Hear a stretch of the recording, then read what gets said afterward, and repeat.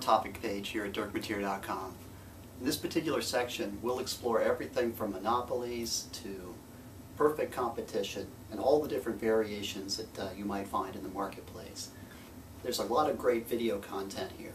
One of my absolute favorites is the idea that you can explore how the firm has changed over the years from a very big enterprise like you would see in modern times, a black and white film by Charlie Chaplin. There you see the firm at a huge scale, and we're going to compare and contrast what you might find in modern times with what you might see, for instance, in The Social Network, which of course was created by Mark Zuckerberg. Two very different movies, two very different eras, and the idea of what makes a firm successful has obviously changed a great deal in those 80 years. And so being able to capture in media how firms have evolved, how firms compete, and all of the important attributes that firms actually have to think about is a hugely important endeavor when you're trying to teach microeconomics. Of course, another thing a firm has to do is a firm also has to ordinarily try to advertise and brand itself. There's a different example I'd like you to think about that comes from E.T. the Extraterrestrial. Again, one of the all-time great films.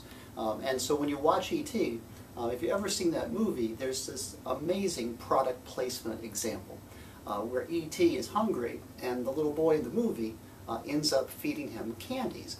But not just any candies, because it turns out that at the time M&Ms were the popular little candies, but M&Ms, Hershey's, didn't want to pay a big product placement fee to get their M&Ms into E.T. Instead, Mars had something called Reese's Pieces, which of course we recognize today as being a competitor to M&M's. And Mars was able to get their product placed on E.T., and their product grew in popularity.